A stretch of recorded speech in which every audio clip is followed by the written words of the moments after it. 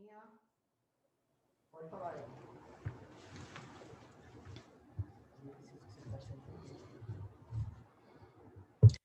Angola, Congo, Benguela, Monjolo, Cabinda, Mina, Quiloa, Rebolo.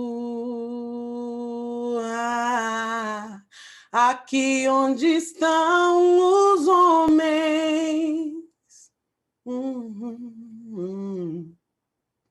há um grande leilão.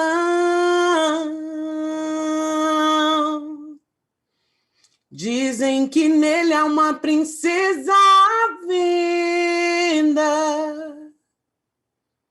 que veio junto com seus súditos,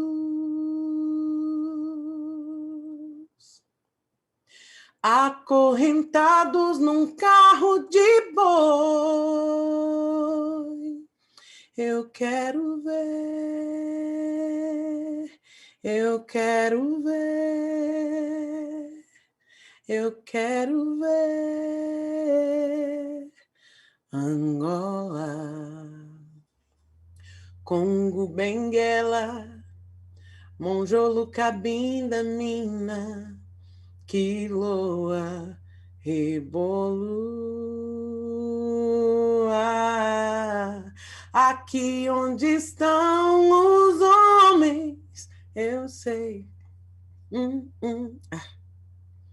De um lado cana de açúcar, do outro lado cafezal,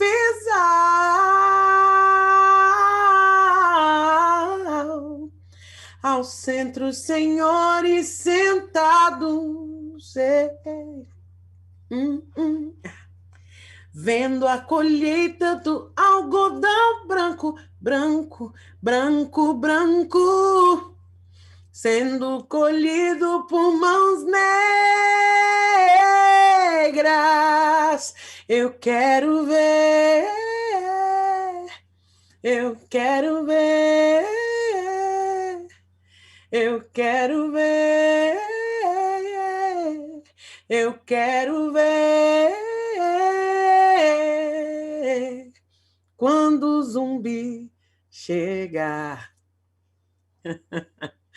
Quero só ver, hein? O que vai acontecer? Zumbi é senhor das guerras, é senhor das demandas. Quando o zumbi chega, zumbi é quem manda. Zumbi é senhor das guerras, é senhor das demandas. Quando o zumbi chega, zumbi é quem manda.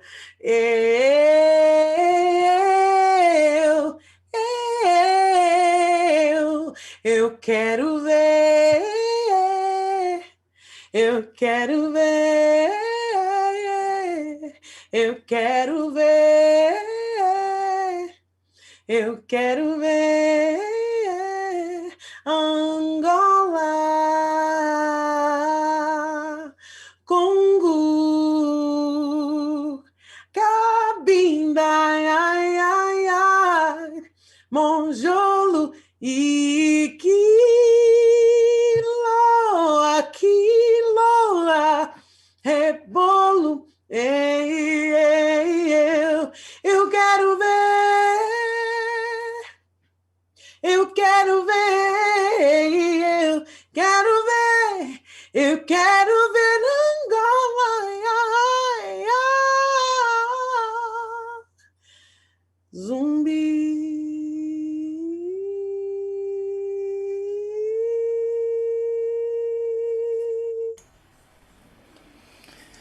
Uau! Um arrepio é bom, dois arrepios são melhores. E sejam bem-vindos e bem-vindas à nossa conversa hoje aqui no canal Aurê. É sobre um tema muito importante, desafios de trabalho e resistências e lutas. Isso é sobre questão que nos afeta. Isso é uma questão que nos afeta nós indígenas, quilombolas, negros, pessoas das periferias da cidade, pessoas de religião de matriz africana. Mas antes eu gostaria de agradecer a participação dessa cantora maravilhosa na nossa live, referência de beleza, atitude, cantora, compositora brasileira, atriz e apresentadora de TV, nascida em Brasília, nascida nesse DF turrão, mas também que muda essa nação. Ela que começou cantando em coros de igreja por influência dos pais, formada em arte cênica pela Universidade de Brasília, Ellie Oléria. Está comemorando 20 anos de carreira e prêmios incríveis em festivais de música. No Diálogo Aurê de hoje, temos a honra, e eu tenho também a honra de conhecer mais próximo agora, de ter como atração musical ela, Ellie Oléria. Muito obrigado pela presença, Ellen. Fala um pouquinho.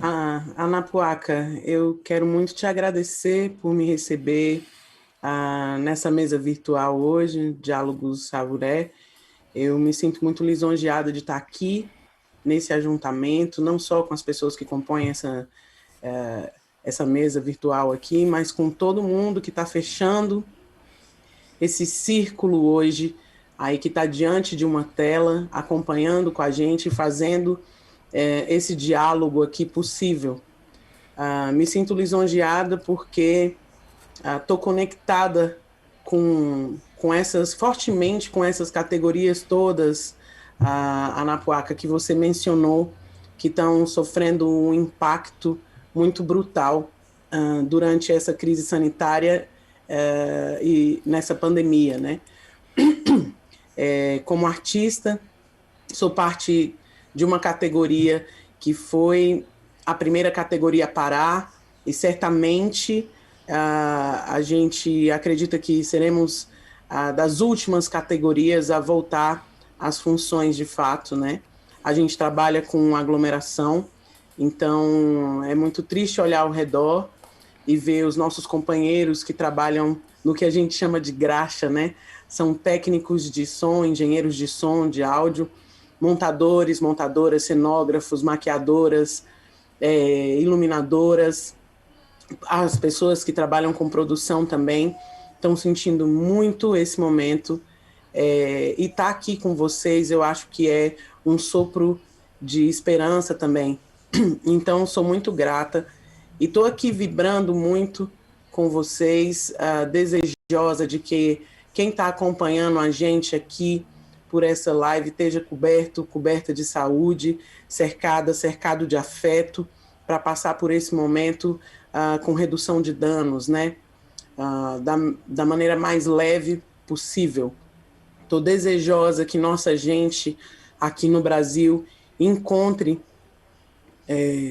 acho que a resistência e o tratamento que a gente pode ter diante do coronavírus. O tratamento é a prevenção, né? Então estou desejando que a gente tenha sim possibilidade de vacina para todas, para todos, aonde quer que a gente esteja aí nessa nação. Então, muita saúde para todo mundo, muito obrigada por me receberem aqui hoje, e eu mando amor para vocês. Acho que ainda dá tempo, Anapuaca, não sei se dá tempo de me despedir com mais uma canção. A gente consegue com 1 minuto. Um minutinho? Vamos minutinho. Lá. É só porque, já que a gente está falando de trabalho, a gente tem esse poeta que falou lindamente sobre essa necessidade que a gente tem de estar em atividade, né? Então, saravá, minha gente, obrigada, me despeço assim. Um homem também chora, menina morena, também deseja colo, palavras amenas. Precisa de carinho, precisa de ternura, precisa de um abraço da própria candura. Guerreiros são pessoas, são fortes, são frágeis. Guerreiros são meninos no fundo do peito. Precisam de um descanso, precisam de um remanso, precisam de um sonho que os tornem refeitos. É triste ver esse homem, guerreiro menino, com a barra de seu tempo por sobre os seus ombros. Eu vejo que ele berra, eu vejo que ele sangra, a dor que traz no peito, pois ama e ama. Um homem se humilha, se castram seus sonhos. Seu sonho é sua vida e sua vida é o trabalho. E sem o seu trabalho, um homem não tem honra. E sem a sua honra, se morre, se mata. Não dá para ser feliz, não dá para ser feliz. Não dá para ser feliz, não dá para ser feliz. Não dá para ser feliz sem trabalho, não dá. Não dá para ser feliz, não dá para ser feliz. Obrigado, Ellen, muito obrigado, obrigado Obrigada, mesmo gente. de coração. Saravá. E, gente, seguindo a nossa live, primeiro eu quero agradecer, eu quero pedir a bênção aos meus ancestrais, pois antes de mim vieram muitos outros mesmo que fizeram estar aqui nesse momento. E na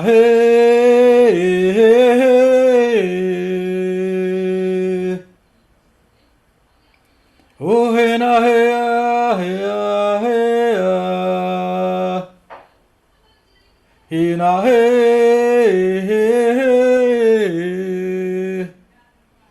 o re na re a re a re a. O meu trabalho é de Deus, a nossa tribo se levanta. A vocês eu desejo que sejam todos e todas novamente muito bem-vindos ao Diálogos Auerê. Se você ainda não conhece, se não conhece mesmo o Auerê, eu vou te explicar. Esse é um projeto do Ministério Público do Trabalho, da Organização Internacional do Trabalho e do Fundo das Nações Unidas para a Infância, que busca fortalecer a cultura e as tradições dos indígenas, quilombolas, negros, pessoas de religião de matriz africana, ribeirinhos e pessoas que vivem em periferia. Para você entender melhor o trabalho do MPT, é uma instituição independente, ou seja, não depende dos poderes executivos, legislativo e judiciário. Faz parte do Ministério Público da União, foi criado para impedir abusos das relações de trabalho e evitar danos à população do modo geral. Show. A Organização Internacional do Trabalho, a OIT, ou OIT, foi fundada em 1919 e é a única agência das Nações Unidas Daqui a pouco com uma prepara eles estrutura dois, tá? tripartite. Doutora Delamare com eles. Isso tá? quer dizer que representantes de governos, de organizações de trabalho, de empregadores são parte da organização e tomam suas decisões em igualdade de condições. A missão da OIT é promover justiça social e oportunidades para que homens e mulheres possam ter acesso a um trabalho decente e produtivo em condições de liberdade, equidade, segurança e dignidade. Ok? Eu gostaria de começar o Diálogo Auerê de hoje conversando com a Subprocuradora-Geral do Ministério Público do Trabalho e coordenadora do Grupo de Trabalho do MPT, dos povos originários, comunidades tradicionais, quilombola, de terreiro, ribeirinhos, periféricas e Delamare Melo. Boa tarde, doutora. O áudio dela. Ela o áudio. O áudio dela, cadê? O áudio da doutora, gente. Aí. Pronto, ela chegou. É que eu sou uma troglodita informática. Então. Vamos lá, peraí, depois de doutora Delamare a gente Quero dar meu boa tarde a todas as pessoas que estão participando desse Diálogos Auerê, né? E principalmente aqueles que, a Bianca, né, a Thaís, aos ministros do Tribunal Superior do Trabalho, que abriram um espaço nessa agenda para estar aqui hoje, o ministro Cláudio Brandão, o ministro Augusto César, a ministra Delaide, agradecer a presença da Ellen, e, enfim, de todos, se eu esqueci alguém, me perdoe, porque são muitas coisas. Eu queria chamar a atenção, né, da importância desse mês de maio. É um mês em que você celebra o Dia do Trabalhador, mas é um dia que você também fala de um trabalhador até hoje aviltado na sua dignidade, que é preferencialmente o trabalhador negro.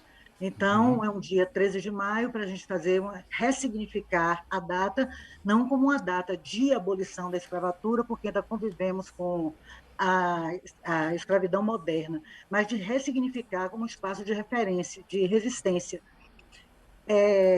que até hoje precisa ser ocupado, né? Sem trabalho o homem não tem dignidade, e isso se anda esquecendo a 3x4 nesse nosso Brasil de meu Deus. Queria também falar da importância do mês de maio, porque ele é um mês também focado nas campanhas de prevenção e enfrentamento à exploração das piores formas de trabalho infantil, que é a exploração sexual de crianças e adolescentes. Quero lembrar que, como uma luta de resistência no estado da Uhum. Bahia, nós temos o Bem-Bé do Mercado, que reproduz já há 32 anos, o momento em que houve a chamada abolição da escravatura, que completou esse ano 132 anos, a ressignificação do dia 13 de maio na cidade de São Francisco do Conde, que tem um dia das religiões de matriz africana, e lembrar que o Aurê, ele existe, ele nasceu para exatamente buscar uma forma de inclusão social e produtiva desses segmentos, né, dos povos originários, Sim. das comunidades tradicionais quilombolas de terreiro, ribeirinhas e periféricas, com respeito à sua ancestralidade, à sua religiosidade, à sua cultura e aos seus saberes. E nisso ele é diferente. Ele está hoje praticamente, ele está em várias partes do território nacional e está vindo em breve com a plataforma do Aure Educa e do Aure Capacita, e na realidade hoje, uma rede. Então, cada pessoa que vem se agrega, está conosco aqui dentro do canal Aure, Sim. eu está contribuindo, ele está vindo a formar essa rede. Então, eu quero agradecer a participação de todos, dar as boas-vindas a todos que aqui estão, e lembrar da importância da gente estar sempre ressignificando o mês de maio com iniciativas como essa que hoje está contemplada pelo Projeto Auri. Então, Então, uma feliz live para todos. Então, a senhora me deu um gancho imenso agora e eu tenho que fazer essa pergunta que não quer calar. Eu quero saber da senhora, eu gostaria de saber da senhora, pudesse falar um pouco sobre essas questões de trabalho nessas comunidades que o Auri contempla, né, que eu citei antes, que a senhora já trabalha há um bom tempo, atua com a equipe fantástica. Fala um pouquinho desse trabalho para essas comunidades. Dentro das comunidades, nós procuramos respeitar o espaço de fala e o lugar de cada segmento. Então, nós não concebemos nenhuma proposta de trabalho junto à comunidade indígena sem que a comunidade indígena diga para nós o que é trabalho para ela e o que, que significa. Nós Uhum. sabemos que o conceito de trabalho para a comunidade indígena ele é diferenciado, ele é o seu dia a dia, ele é o seu cotidiano, ele não tem as amarras nem as limitações do conceito de trabalho no plano ocidental, ele é uma educação para a vida. Então, dentro das comunidades quilombolas, isso também não é diferente. E dentro das comunidades tradicionais de terreiro, nós temos um problema muito sério, que é a questão do racismo religioso no mundo do trabalho, mas também que tem uma vivência de comunidade que tem que ser respeitada, porque ali também há trabalho dentro da comunidade. Então, a ideia do Projeto Aure é exatamente respeitar essas culturas, esses saberes, essa religiosidade ancestral, para que isso seja a matéria-prima para uma construção conjunta, não uma construção de cima para baixo, mas uma construção que seja feita a partir dos próprios atores sociais que são envolvidos dentro do projeto Aure. Então, dentro do projeto, nós tivemos, por exemplo, no ano passado, uma preocupação muito grande com as ações emergenciais de enfrentamento ao Covid, com distribuição de cestas básicas, com distribuição de kits de higiene, e aqui lembrar, né, que também faz parte do AURE o Fundo das Nações Unidas para a Infância, que é quem trabalha esse eixo da infância e da juventude. Então, nós trabalhamos com aprendizagem, nós trabalhamos com capacitação e qualificação profissional, nós trabalhamos dentro das comunidades tradicionais e povos originários com a questão com base na agroecologia, em empreendimentos sustentáveis do ponto de vista cultural, econômico, social e ambiental. Então, é um desafio muito grande. Hoje nós estamos na Bahia, estamos no Acre, estamos indo para Roraima com ação emergencial com os Yanomamis, estamos indo para o Mato Grosso também, Mato Grosso do Sul, em Dourados, com ação emergencial com os Kaiowá, estamos no Tocantins com o projeto Ubuntu, estamos também no Pará e indo para outros estados da federação, onde nós identificamos onde tem as problemáticas mais sérias. Então, onde é que é o maior contingente de indígenas, é ali que o projeto AURE está. Onde há o maior contingente de quilombolas, é ali que o projeto AURE está. Onde é que tem o maior contingente de violação de direitos humanos em relação às religiões de matriz africana, é ali que o AURE está. E o AURE, é bom explicar o sentido dessa palavra. O AURE é uma palavra que, em Yorubá, que significa bênção. E por que nós colocamos AURE como nome do projeto? Porque cada vez que alguém negue, né, os direitos humanos fundamentais que ele visa resguardar, que ele visa proteger e defender, ele, na realidade, está dando uma bênção e fortalecendo o projeto, ainda quando ele seja criticado. Muito obrigado.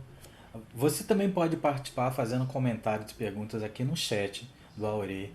E se você quiser saber mais sobre o projeto AURE, é só ir no site, veja aqui o endereço. Alguém vai botar um endereçozinho aqui na tela, que é www.aure.com.br.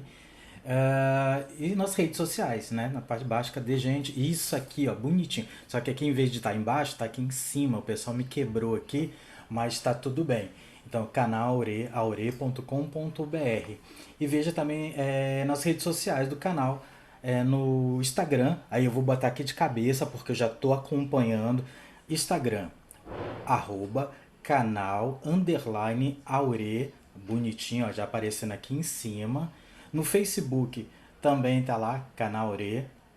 E no Twitter, canal_AURE. Vê se eu acertei tudo aqui, porque eu estou seguindo aqui, porque eu sou hiper fã mesmo do canal AURE. É tão importante esse projeto. A herança do regime escravocrata nos deixou, entre outras questões, uma profunda desigualdade social, a exploração, o desrespeito aos direitos humanos. O conceito pode ser outro, mas as situações são semelhantes. Olha, é muito doloroso saber sobre tudo isso. Então agora a gente vai ver um filmezinho, que é um filme número 1 aqui, tá bonitinho, do Sebastião, para a gente poder entender sobre como esse conceito, que pode ser outro, nos mostra situações semelhantes. Para trabalhar, eu posso pagar tantos, ou pegar ou largar. Não tem negócio de escolha não, ou pegar ou largar. O trabalho escravo ele é um fenômeno dinâmico, né, e que ele se adapta a diversas conjunturas. Aonde houver pobreza, e esse fenômeno ele vai persistir. E onde a vulnerabilidade das pessoas ela for tamanha, essas pessoas vão acabar se sujeitando a condições degradantes de trabalho. Meu nome é Sebastião Gonçalves Furtado, eu tenho 50 anos e sou nascido em Monção, Maranhão. Eu comecei a trabalhar com a idade de 8 anos. Trabalhava de roça, também junto com meu pai. Aí adoeceu, não pôde mais trabalhar. Não tive mais a oportunidade de assinar a carteira, aí comecei a trabalhar em fazenda. Aí começou o sofrimento. Aí o cara com precisão ia trabalhar. O conceito do trabalho escravo está previsto na legislação brasileira no Código Penal, no artigo 149. O trabalho escravo hoje no Brasil são condições que não se restringe apenas a uma liberdade de locomoção do trabalhador, mas tem um conceito moderno, né, que se chama, tratamos de condição análoga de escravo, quais sejam trabalho forçado, jornadas exaustivas as condições degradantes de trabalho e a servidão por dívida. Eu me senti honrado, eu me senti com coragem, não sei não da onde eu tirei, por eu me livrar daquilo ali, sair daquele trabalho ali e tirar todos os meus companheiros. A denúncia do trabalho escravo ela pode ocorrer nos órgãos que atuam na repressão, que é o Ministério Público do Trabalho, né? Pode ser diretamente na internet, anonimamente, inclusive no site, tem um campo lá para fazer denúncia anônima. A denúncia pode ser feita pelo telefone no Disque 100, no próprio site do MPT e no app MPT Pardal, ou pelo sistema IP. É bem fácil de fazer a denúncia. Acesse o site Aure e temos esses links na aba Fale Conosco. E aí a pessoa, quando quer ser honesto, quer criar os filhos, dar um exemplo melhor possível, aceita essa escravidão, porque ele não vai querer tirar dinheiro por filho de outro trabalho, ele quer tirar do suor do rosto dele para dar uma educação para o filho melhor, um exemplo melhor para o filho. E aí é onde ele vai sofrer.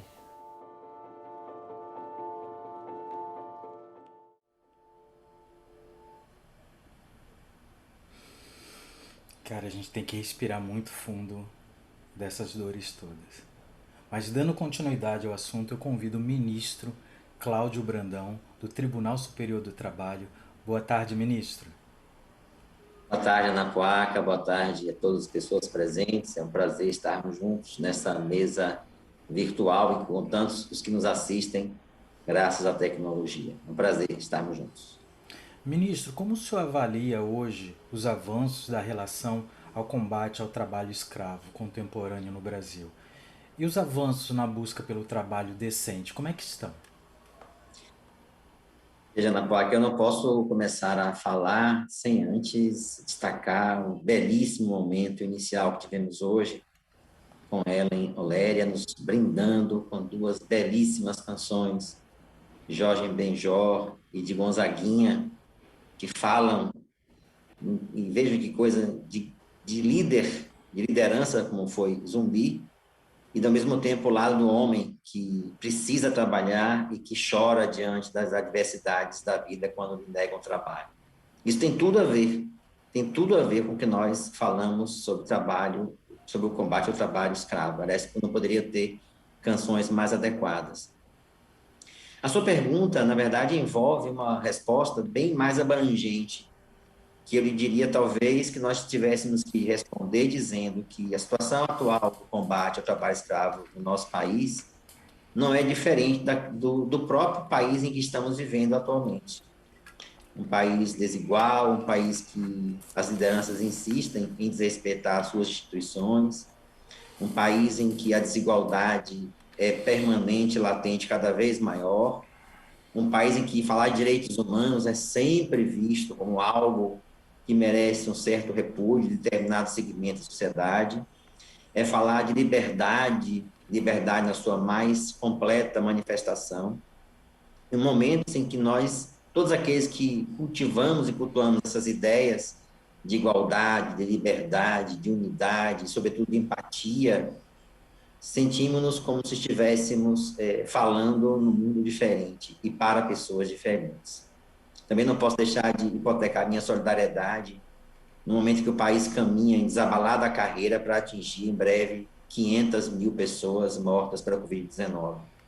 Eu quero falar sobre isso porque tenho falado todas as vezes que participo de eventos públicos, eu tenho falado nesse número, porque nós estamos nos embrutecendo com a banalidade da morte. Tanto que falamos em 500 mil de pessoas mortas e não nos sentimos sensibilizados com isso, porque falamos nisso. São 500 mil vidas de pessoas que muito poderiam estar fazendo pelo nosso país, fazendo pelo próximo, fazendo pelas pessoas que, infelizmente, não estão conosco. Por isso, a minha permanente solidariedade. E quando nós olhamos para o Brasil de hoje, nesse momento de pandemia, verificamos que a pandemia agravou ainda mais a desigualdade. Pandemia, os dados mais recentes revelam que 12,8% da nossa população passam a viver com apenas R$ 246 por mês, portanto, abaixo da linha de pobreza. Este é o mundo que nós estamos vivendo. 27 milhões de pessoas compõem esse contingente. Ou seja, aqui na esquina, aí mesmo, próximo ao Planalto Central, onde quer que nós estejamos, bem próximos a nós, talvez na esquina das nossas ruas, há pessoas vivendo em situação da mais absoluta miséria. Isso, de fato, é muito, muito difícil de convivermos. E nesse mesmo momento, nesse mesmo Brasil que convive nesse cenário, o combate ao trabalho escravo tem sofrido, na atual gestão do governo brasileiro, um absoluto desprestígio. A começar, e quem diz isso não sou eu, é o presidente do Sindicato dos Autores Fiscais do Trabalho do Brasil, pela redução das equipes de combate. Atualmente são 4, já chegaram a 9, antigamente chegou-se a 9 equipes. São mais de 1.500 cargos vagos e é importante ressaltar o trabalho dos autores fiscais que atuam na linha de frente, na zona de combate, utilizando a expressão muito comum da pandemia, para, enfim, lavrar autos de infração e instaurar procedimentos e levar a autoridade pública à situação de trabalho escravo. Ou seja, o último concurso foi realizado há 8 anos e o atual efetivo representa 45%, o total de cargos vagos representa 45% do total de efetivos. Veja, quase a metade, ou pouco mais da metade dos cargos estão vagos. Não fosse isso, um dado também é alarmante.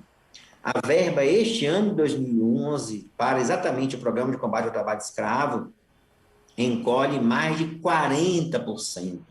E a menor verba orçamentária nos últimos 10 anos. Isso revela, evidentemente, a falta de prioridade do governo central no combate a esta lastimável forma de exploração da pessoa humana. É importante que nós não nos esqueçamos que por trás da palavra trabalho há um ser humano que trabalha. Então, não se pode descarrar, fazer com que separemos o trabalho da pessoa, porque se há trabalho, que atrás desse labor há uma pessoa que sofre, que vive e que é explorada. Enfim, o momento, Ana Poaca, é de um lamentar coletivo a respeito da falta de prioridade, da redução de verbas. Nós estamos, só para ter uma ideia, com um orçamento menor do que o orçamento, repito, de 2008. É muito tempo em que o custo sobe de forma acentuada e as receitas carecem cada vez mais de incremento. Portanto, é o momento, ainda também quero já concluir, acrescentar as diversas tentativas de redução da importância do combate ao trabalho escravo, desde manifestações públicas de que não se deixará que se perca a terra, naqueles casos em que a condenação do trabalho escravo e a desapropriação primeira constitucional é prevista, mas também manifestações públicas de que a legislação será revogada, aquela que, por exemplo, tipifica como crime a exploração do trabalho escravo. Então,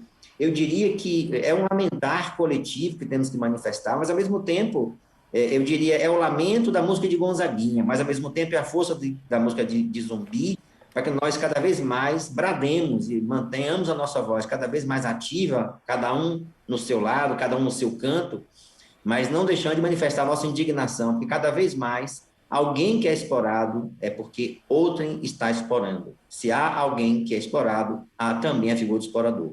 E são pessoas que estão sendo exploradas. Então, não separemos o trabalho do homem nem da mulher. Isso é muito importante, a compreensão do trabalho. Portanto, eu quero apenas dizer que hoje, respondendo a sua pergunta de modo direto, a situação é de descalabro no Brasil, e, é claro, nós temos iniciativas que continuam tentando, e o trabalho tem sido ativo nesse sentido, de manifestar o combate cada vez mais, com criação até mesmo de força-tarefa própria, mas isso é muito pouco, porque precisamos de uma ação coesa que une os 3 poderes e as instituições da sociedade brasileira, para entender que cada vez que alguém é resgatado, a exploração de uma pessoa humana que é absolutamente iníquo de ser admitido. Portanto, eu diria, muito triste a situação em Diamante.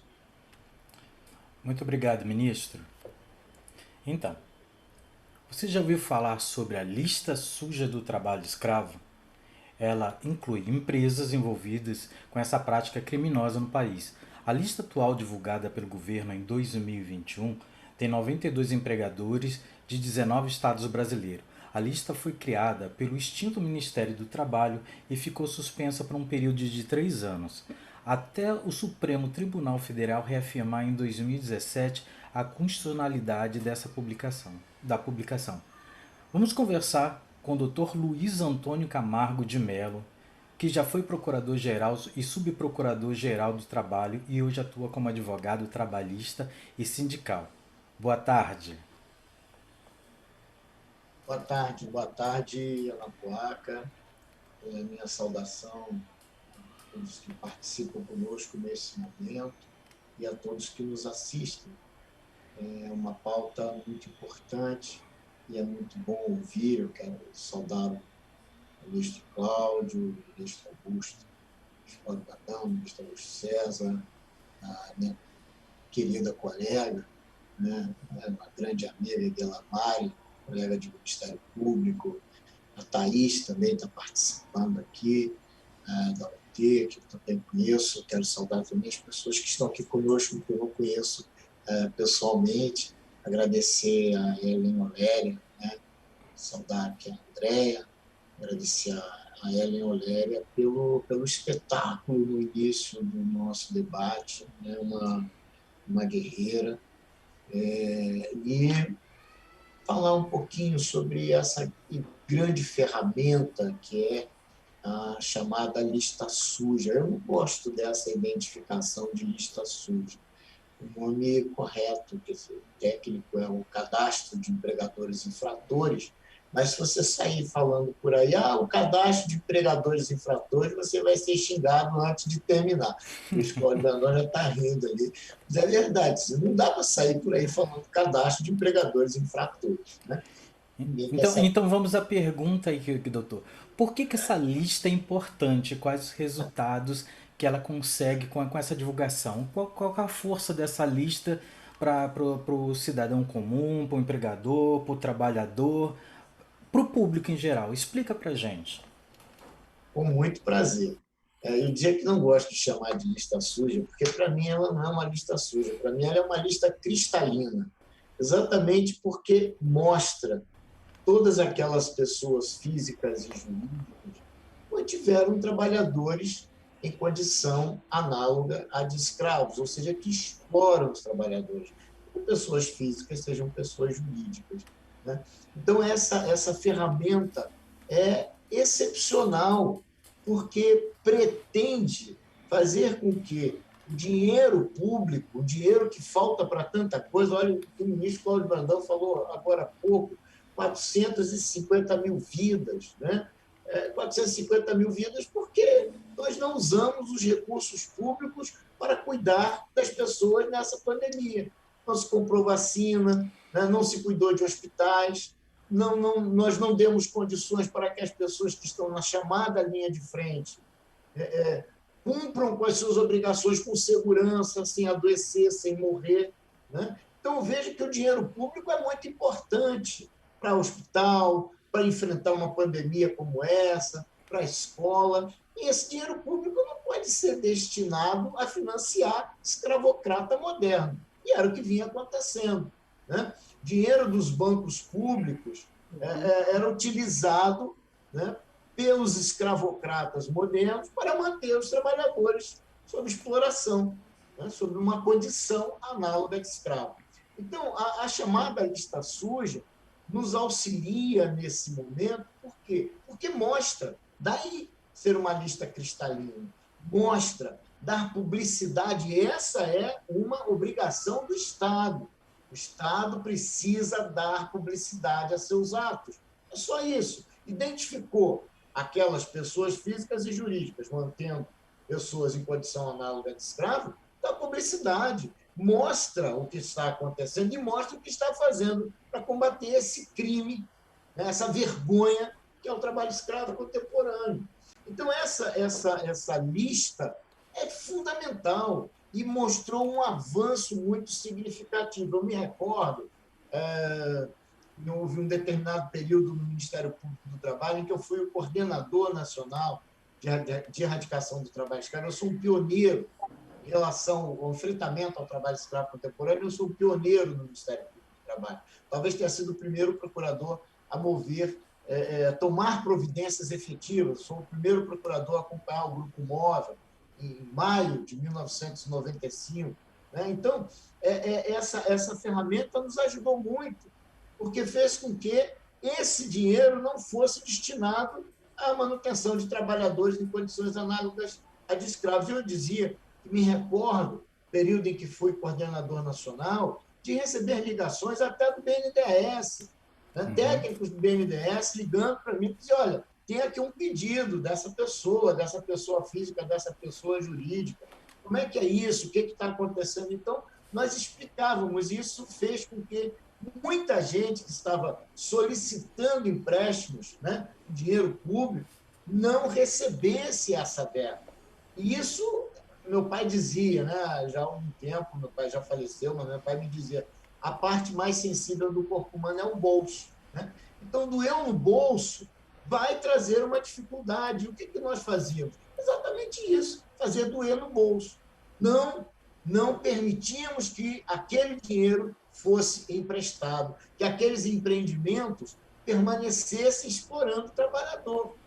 Né? Essa é uma ferramenta fantástica. Agora, é óbvio, né? Como o sucesso era muito grande, também foi objeto de inúmeras ações judiciais. Inclusive, o Supremo Tribunal Federal manteve, durante um longo período, a lista sem a possibilidade de publicação. Então, havia lista, nós sabíamos quais eram as pessoas físicas e jurídicas que estavam ali, mas não podia publicar porque havia uma ordem do Supremo Tribunal Federal. Mas isso, graças a Deus, em determinado momento nós conseguimos vencer também essa barreira judicial. Aliás, a Justiça do Trabalho, o ministro Cláudio, o ministro Augusto César, querida Delamare, ministra Adelaide, acredito que está conosco também, a Justiça do Trabalho foi fundamental nesse enfrentamento.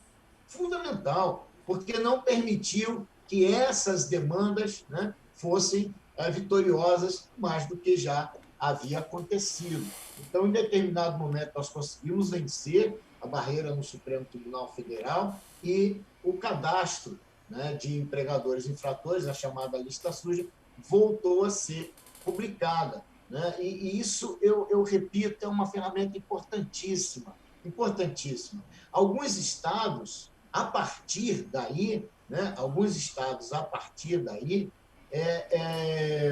também tomaram providências em legislações estaduais, como, por exemplo, o estado de São Paulo, né, em cassar o registro para que, do ICM, do ICMS. Então, agora, esse mês, poucos dias atrás, o Tribunal Regional de São Paulo, o Tribunal Regional do Trabalho de São Paulo, manteve a condenação da empresa M-Office, condenada, né, na Justiça do Trabalho, o TRT manteve, e o que se espera agora é que seja aplicada uma legislação de São Paulo, que outros estados também já copiaram, né, que suspende o registro do ICMS. Então, veja, o cadastro de infratores não permite o empréstimo com dinheiro público. Ali, a lei paulista, que já foi replicada em outros estados da federação, vai cassar o ICMS, o que faz com que a empresa praticamente, né, na prática, não possa continuar funcionando. A M-Office é uma empresa do varejo, né, de roupas, mas também participa daquela chamada indústria do vestuário. Foi aí que a empresa foi identificada, mantendo trabalhadores em condição análoga de escravo. Ou seja, agradeço a oportunidade, não sei se extrapolei o tempo, mas agradeço a oportunidade de trazer... Não, mas a gente tem uma pergunta aqui, chegou uma pergunta muito importante para o senhor. O Nilton está perguntando aqui qual é a diferença entre trabalho escravo contemporâneo e a escravidão, no caso aqui, a diferença do trabalho escravo contemporâneo e a escravidão que ocorreu com negros e indígenas no Brasil no passado. O senhor pode responder isso para a gente? Tentarei ser bem rápido. Eu não sou muito bom nisso de ser rápido quando se trata de falar, não. Mas eu vou tentar. Mas a chamada escravidão imperial, né, trazia um elemento importante de identificação. Naquele momento, o escravo era um bem. Né? O escravo pertencia a um senhor e era um bem. Né? Hoje, isso não existe mais. Aquela escravidão imperial não pode mais existir por conta da legislação que proibiu essa escravidão imperial. Agora, o que nós temos hoje é uma situação tão cruel, ou talvez até mais cruel ainda, porque você ampliou a possibilidade.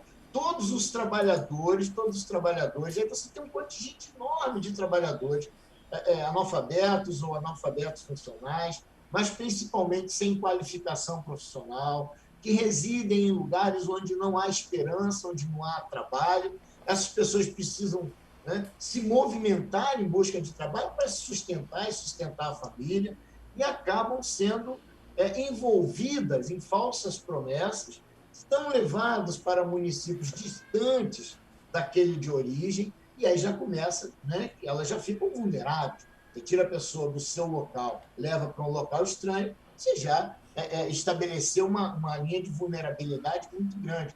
E são pessoas mantidas em... você viu aí nesse filme que passou agora há pouco, o artigo 149 do Código Penal, identifica bem a escravidão contemporânea. Por que é contemporânea? Porque aquela imperial, né, está proibida. Então, a contemporânea é identificada principalmente porque você vai observar o trabalho forçado, você vai observar a jornada exaustiva, você vai observar a condição degradante e você vai observar também a servidão por dívida. Então, esses 4 elementos, né, tipificam o crime do artigo previsto no artigo 149 do Código Penal, que é manter alguém em condição análoga à de escravo. Trabalho forçado, jornada exaustiva, condição degradante, servidão por dívida. Essa situação é a que nós encontramos hoje, ou essas situações. Se encontrar uma, está tipificado, você vai aplicar o 149 do Código Penal. Se encontrar 2, 3, 4, da mesma forma. Normalmente, nós encontramos a condição degradante, a servidão por dívida, na maior parte das situações. Mas vale dizer, o que é o trabalho forçado? Né? Rapidamente, é aquela situação em que a pessoa não pode se desligar do local onde está trabalhando ou do contrato. Sabemos, o ministro Cláudio Brandão, o ministro Augusto César, a ministra Adelaide são professores, né? Doutora Delamare, vão me corrigir se eu estiver equivocado. O contrato de trabalho é um contrato de realidade, né? Então, não precisa de uma formalização para que ele ocorra. E esses trabalhadores, normalmente, não têm sua carteira assinada, não tem nenhuma formalização daquele vínculo, mas o vínculo existe, estão trabalhando, estão prestando serviço, estão subordinados, né? Então, acaba com que essas pessoas não podem se desligar daquele local, daquele empregador. E não pode se desligar, às vezes, porque há uma violência, uma ameaça, retenção de documentos, mas há também uma situação que é muito comum, a chamada servidão por dívida. O trabalhador tem uma dívida que foi criada e que ele não contribuiu para ela. Perfeito. Às vezes, esse trabalhador nem percebe que está endividado, mas quando entende que deveria receber um salário e não recebe esse salário porque está devendo, aí percebe que está envolvido em uma situação de extrema gravidade, né, que é o trabalho escravo contemporâneo. E muito obrigado. As outras situações são a condição degradante, a jornada exaustiva, que eu acredito que se complementa. Mas fica para a próxima oportunidade. Com certeza a gente vai... Olha, e não termina aqui, até porque o assunto é muito extenso. Com certeza o Diálogos Aurelia vai continuar dialogando sobre essas pautas. As pautas mais específicas, a gente tem como experiência também o mesmo assunto para as mulheres indígenas que saem das suas aldeias para trabalhar nas casas de pessoas que dizem que vão ajudar. Isso aconteceu com vários setores da sociedade, mulheres nordestinas e daí por diante. E acredito que tem outras pessoas com outras experiências e todos os temas que antecede a gente vem falando, com certeza vai ser construído alguma outra temática dentro dos Diálogos Aurelia. Não seca, a fonte é muito grande, a gente tem que debater tudo isso ponto a ponto. Eu acredito que a gente consiga construir nessa plataforma com vários diálogos, essas temáticas de uma forma muito mais específica, com webinar, com atividades, construção de conteúdo, com podcast. Com certeza será produzido relatórios, livros a partir desse material, e é muito importante. Muito obrigado mesmo. E agora vamos ouvir agora os depoimentos de duas mulheres que vivem em comunidades quilombolas. Boa tarde, eu sou Geisen Karen Juvim da Silva, moro na comunidade Barra de Oitis, no município de Diamante, do estado da Paraíba. Olá pessoal, boa tarde, me chamo Gilmara Maria da Silva, sou da comunidade quilombola do sítio São Pedro dos Miguéis, município de Catolé do Rocha. Sou casada, tenho 2 filhos. Antes dessa pandemia, pessoal, eu trabalhava como manicure e estava entrando no ramo de confeitaria de bolo.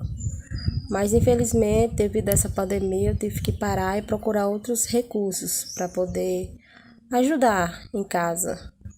Então, hoje estou como cuidadora. A renda mensal do pessoal daqui não é tão alta, até porque a maioria sobrevive do Bolsa Família. É uma renda muito baixa para todas aquilo que a gente precisa durante o mês. E devido a essa pandemia, eu sei que muitos estão passando por momentos difíceis. E sei também que existe muitas dificuldades nas comunidades, nos sítios, na zona rural. Mas em meio a tanta coisa ruim, né? Somos privilegiados pelo bom inverno, graças a Deus.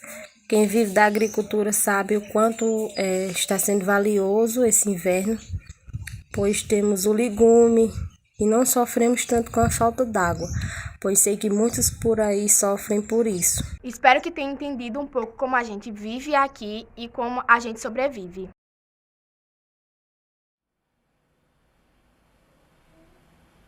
Perfeito. E para falar mais sobre esse assunto, eu chamo a Bianca Cristina Gregório. Ela é mãe de 2 grandes rapazes. Nos bastidores eu estava ouvindo a conversa, então assim, já sei um pouquinho do histórico dela. Mãe de 2 lindos rapazes, depois ela fala o nome deles também, porque assim, é muito importante lembrar sobre isso. Ela também é representante da Associação da Comunidade de Remanescentes Quilombola Cruz da Menina, na Paraíba, uma terra que eu tanto amo, o pessoal, principalmente eu vou muito lá na Paraíba, na região de Baía da Traição, mas quero também conhecer o povo quilombola para a gente se conectar muito mais. Bianca, boa tarde. Boa tarde, Ana Puaca. Boa tarde a todos que estão compondo essa mesa. Dizer que é um prazer imenso estar participando desse momento, de um momento tão grandioso, né? Para nós quilombolas, estar fazendo parte desse momento importante, né? E sou grata a Deus, primeiramente, né? E estamos aqui para falar um pouco das nossas dificuldades, né, nos territórios quilombolas. Mas antes, eu vou falar um pouquinho da minha pessoa. Eu sou a Bianca Cristina, sou aqui da comunidade quilombola Cruz da Menina, né, e sou presidente da coordenação estadual e também sou coordenadora nacional da FUNAC, né. E, assim, falar das comunidades quilombolas, para mim, é sempre um orgulho poder estar podendo estar falando, né? Como que anda as nossas comunidades, em especial as comunidades quilombolas aqui da nossa Paraíba, né? Como foi passado aí em 2 vídeos, né? 2 comunidades, comunidade Barra de Oitis, comunidade Pedro de Miguéis, né?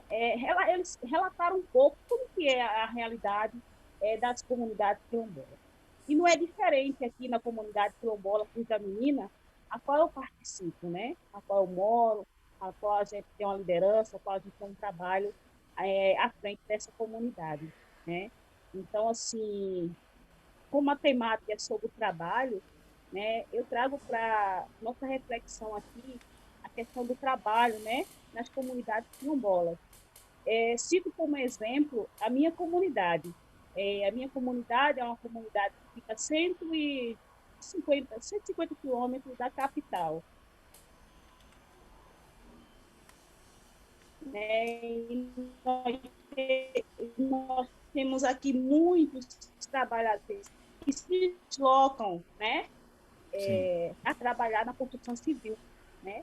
E no tempo de inverno, eles trabalham na agricultura também.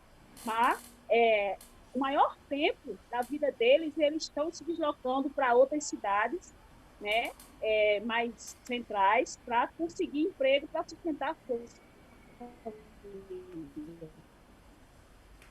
Ok. A gente está tendo um pouquinho de problema com o teu vídeo. Bianca? Bianca? Aí, Bianca, você está me ouvindo?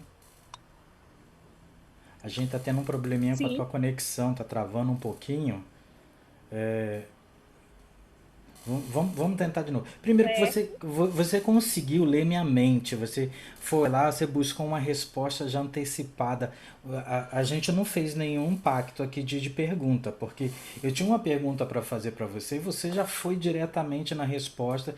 Eu estou falando aqui para a gente até dar uma estabilizada na conexão. Eu estou dando meio que uma enrolada aqui para a conexão estabilizar. Mas a pergunta é em cima disso mesmo. Quem são esses quilombolas de hoje? Né, que as pessoas têm muito essa dúvida, porque pensa que quilombola só é aquela da época de Zumbi, né? É aquela galera do Zumbi, né? O racista, o preconceituoso, ele só vai nessa linha. Parece que não existe o quilombola contemporâneo, o quilombismo contemporâneo. Mas assim, como é que funciona? Como é o trabalho desses quilombolas, desses quilombos de vocês? Bom, acho que a internet deu uma estabilizada aí. Creio que a gente consiga ter essa resposta. Vamos novamente aí para dar essa resposta para o nosso público. Sim. Como que está sendo, né, essa questão dos quilombolas de hoje, né? As pessoas pensam, né, que nós vivemos, né, no tempo ainda antepassado, né? Quando fala em comunidade quilombola, muitas pessoas aí dizem, o que é isso? Como que é isso? O que é comunidade quilombola? Né? Aí a gente fala, né, um pouco das nossas raízes, dos nossos costumes, e aí que eles vão entender. Né? E a questão da nossa identidade é de suma importância de estar abordando, de estar pontuando nesses lugares que se fala, né, para que a gente possa sempre estar tendo algumas alternativas, né, para estar nos ajudando dentro dos nossos territórios. Territórios estes que passamos por muitas dificuldades, né, enfrentamos muitas dificuldades, em especial, né, nessa questão agora da pandemia, né, nessa questão da pandemia, eu acredito que em todas as comunidades, em todos os territórios, seja nosso indígena, quilombola, de terreiro, de matriz africana, estamos passando por dificuldade, né?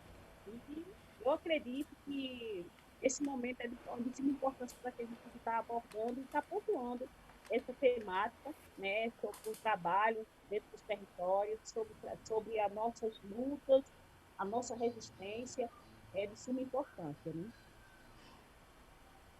Fantástico. Obrigado, Bianca. Fico muito feliz de você participar desse programa.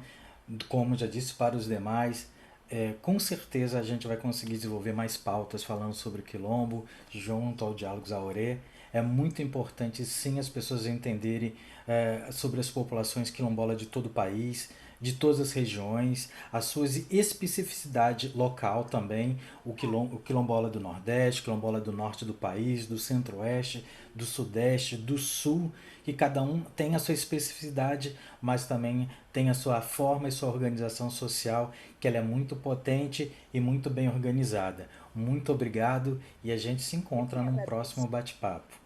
Eu que agradeço pelo convite. Perfeito. E você aí em casa pode acompanhar tudo que é feito do Projeto Aurê no site. Veja o endereço aqui, apontar aqui, ó, para a parte de cima. Você não me quebrem dessa vez, que no meu roteiro estava dizendo é para baixo. Aí eu falei, apontei para baixo e apareceu em cima.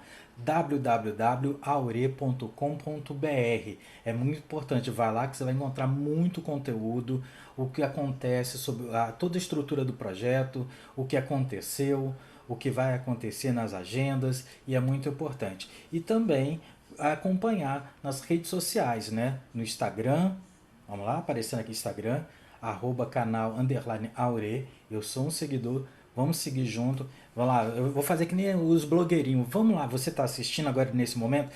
Vai lá no Instagram, abre o teu Instagram, bota seguir, acompanhar todo o canal, todas as pessoas que estão lá, as pessoas que estão participando dessa live hoje, a doutora Delamare, todo mundo lá está lá no linkzinho, acompanha esse pessoal, a Elia Oléria, vamos aumentar a quantidade de seguidores e acompanhar as ações. E também no Facebook, vamos aparecer aqui também no Facebook, canal lá, canal Aure, tudo bonitinho, também lá seguidores, dá like nas postagens, marca lá mais pessoas, umas 3 pessoas, marca ali para seguir também, faz comentário das postagens, são muito importantes. E no Twitter, você que tem teu passarinho azul lá, acompanha o canal Aure, compartilha, dá like, comenta, sugere pautas para o Diálogos Aure, se você tem alguma denúncia, tem todas as informações, é muito completo, site, Instagram, Facebook, Twitter, não tem erro, não existe um caminho, falar, não sabia, eu não sei como acompanhar o canal Aure. Então, vamos lá, as redes sociais é muito importante para a gente acompanhar. Então, na nossa live de hoje, né, é sobre o desafio no trabalho, resistências e lutas. Isso é uma pauta tão importante para o país, hoje, principalmente, que a gente tem que cada vez mais construir conteúdos para ressignificar os trabalhos, ressignificar as lutas e as resistências e trazer para as pessoas. Isso dentro da realidade de nós indígenas, dos negros, quilombolas, comunidades de periferia e de religião de matriz africana. Denúncias de casos relacionados à intolerância religiosa destinada à Ouvidoria Nacional de Direitos Humanos. A gente tem que lembrar que a gente tem que fazer denúncias sobre esses casos, entendeu? Vamos lá. Denúncias de casos relacionados à intolerância religiosa destinada à Ouvidoria Nacional de Direitos Humanos pelo Disque 100. Tem uma campanha que está rolando aí, eu faço também campanha falando sobre o Disque 100. Aumentaram mais de 41% no primeiro semestre de 2020 em relação ao mesmo período de 2019. Casos de intolerância religiosa são mais comuns do que nós imaginamos e fazem muitos adeptos das religiões de matriz africana esconderem que fazem parte da religião por medo. Além de sentir medo, escondem a sua fé, escondem os crimes que acontecem contra ele por medo. Então agora nós vamos conversar sobre isso com a Iá Márcia de Ogum, do terreiro do Ilê Axé Euá de Olodumaré. Ela faz parte da rede de mulheres de terreiro da Bahia. Seja bem-vinda, mãe Márcia. Boa tarde a todos, a todas e a todes. Mojubá, Anapuaca. Mojubá, mãe. Mojubá, essa mesa. Mojubá, todas as pessoas que estão nos assistindo. E eu quero explicar para as pessoas que não são dessa religião que quando eu digo Mojubá, eu estou apresentando os meus respeitos. Antes de qualquer coisa, eu gostaria de saudar a minha ancestralidade nas pessoas, nas 2 mulheres mais próximas a mim, a minha mãe biológica, Iavaldete de Euá, a minha Ialorixá, que é a pessoa responsável pelo meu renascimento, meu nascimento na religião, e a Estelita de Oiá, e salvar meus orixás. Primeiramente, orixá Exu, porque ele é o grande comunicador, então que ele nos inspire, faça com que utilizemos as palavras corretas para que estabeleçamos uma comunicação positiva. O meu orixá, orixá Ogum, hoje é uma terça-feira, dia reservado a ele, é o dono do meu ori, da minha cabeça, e também por ele ser o primeiro tecnólogo do mundo. É graças a ele que estamos todos aqui reunidos na mesma tela para discutir sobre um tema tão importante, ainda que estejamos em lugares diversos do nosso país. Então, Aduqué, Mojubá, e obrigada a você pelo convite, obrigada à minha irmã, doutora Delamare, minha irmã Mojubá, Motumbá. Perfeito. A senhora acha que já houve avanço nessa busca pelo fim da intolerância religiosa no ambiente de trabalho? Ou ainda há muito a ser feito? Eu digo muito mais, pelo fim da intolerância e aumento do respeito à religiosidade. Há muito a ser feito ainda, mãe? Ainda, infelizmente, nós estamos em pleno 2021, sabendo tudo que nos apoia em relação às leis, a própria Constituição Federal, não é? Que diz que o nosso Estado é laico, que diz lá no artigo.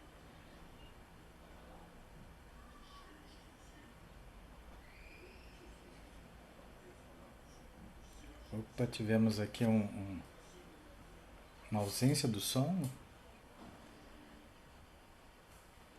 Estamos sem o som da mãe. Mãe, vídeo. Olá.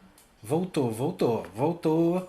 Me perdoe, acho que foi alguém tentando ligar. Eu coloquei nas minhas redes sociais que estaria em live, mas as pessoas são... Me perdoe. Não, coisas do ao vivo, não é? Coisas do ao vivo. Peço desculpas a todas as pessoas que estão nos assistindo. Então, eu falava... Comecemos de novo. Vamos lá, vamos para o início. Ainda que tenhamos, não é, a Constituição Federal, que é a nossa Carta Magna, que nos cobre, que nos protege, que diz que o Estado é laico. No artigo 5º, nós temos o inciso 7º, que diz assim: é inviolável a liberdade de consciência e de crença.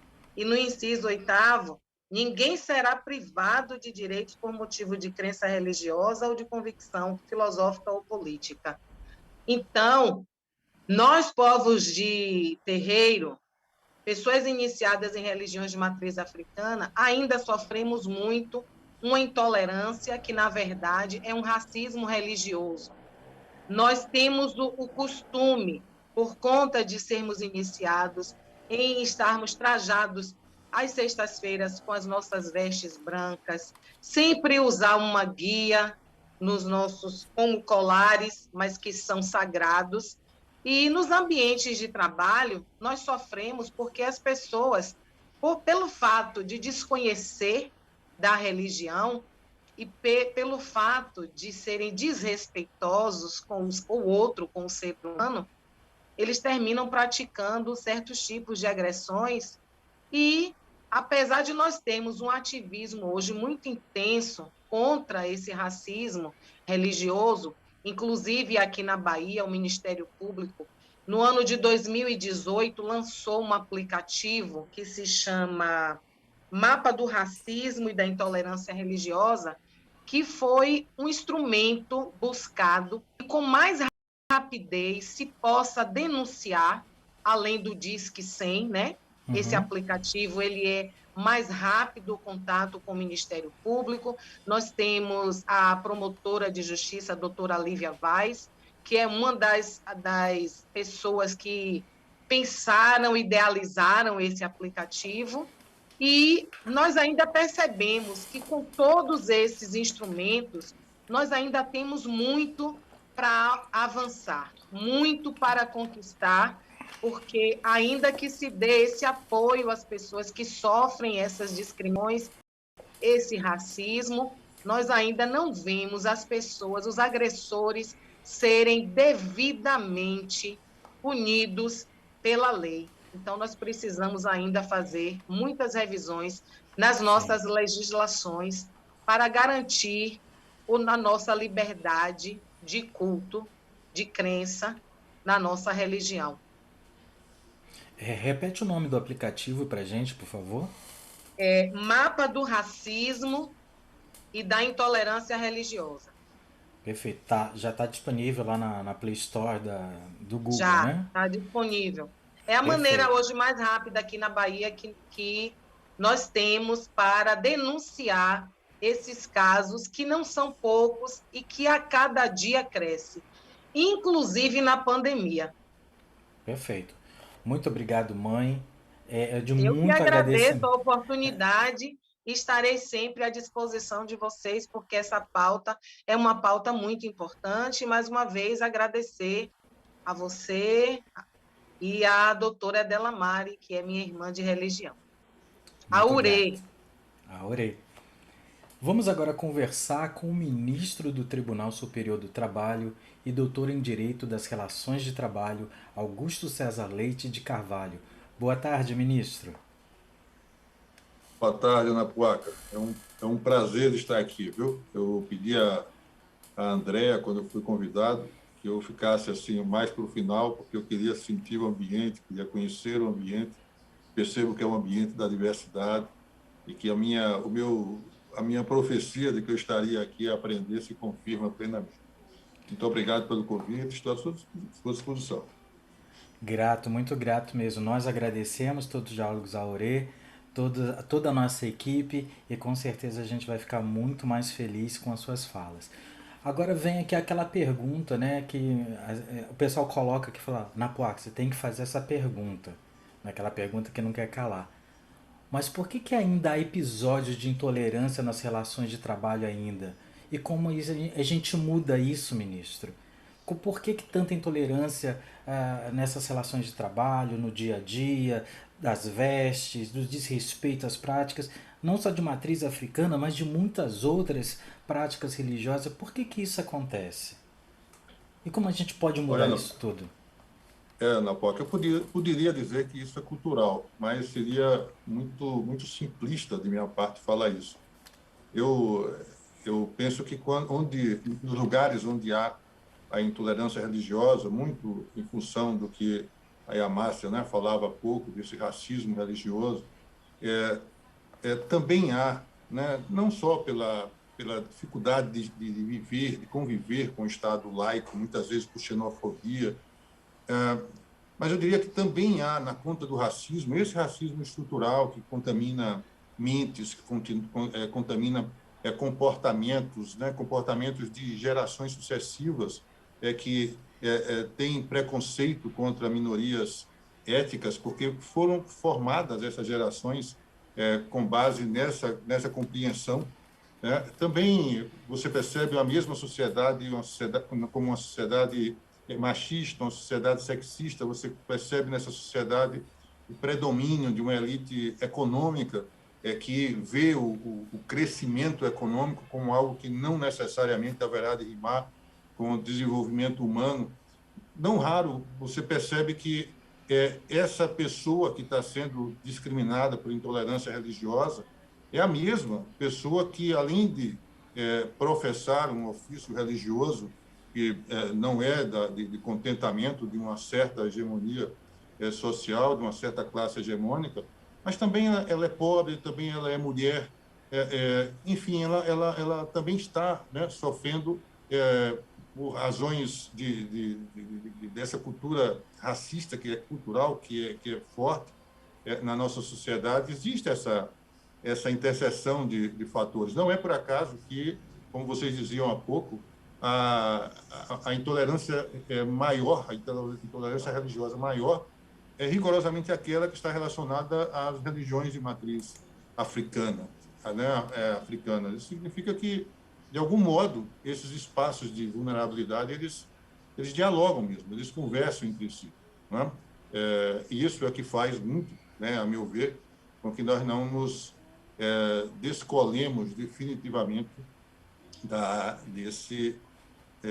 dessa característica, né, da nossa sociedade que está tão forte entre nós. Eu até lhe diria, se você me permite, Ana Puaca, que isso às vezes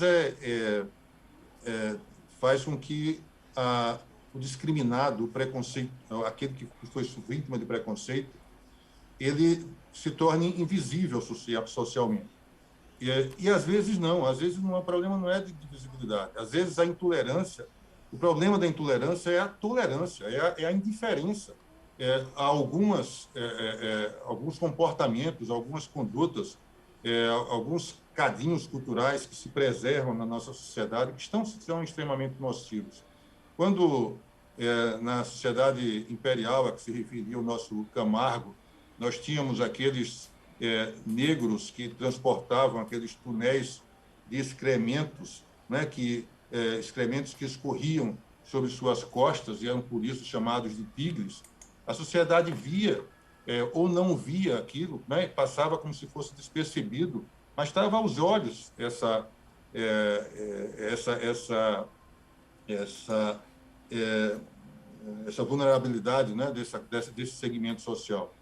Às vezes, isso passa imperceptível. Quando eu uso aqui o meu smartphone, meu celular, talvez eu não queira ver que lá na origem, a matéria-prima que faz com que esse celular esteja funcionando aqui com a bateria resistente, talvez essa matéria-prima esteja entre aqueles guerreiros meninos, aqui eu vou parafrasear a Ellen Oléria, né, no começo lindo, né, dessa live, aqueles guerreiros meninos lá da República do Congo, que fazem mineração de cobalto, de lítio, de tântano, né, que são matérias-primas para esse celular funcionar, e são crianças, né, que trabalham em situações absolutamente precárias, degradantes.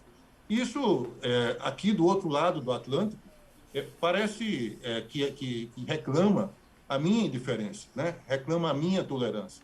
Isso também é uma forma de intolerância e é cultural, e é por isso que a gente está nesse aprendizado, né? Nós não conseguimos alcançar ainda esse ponto ótimo em que superaremos, né, toda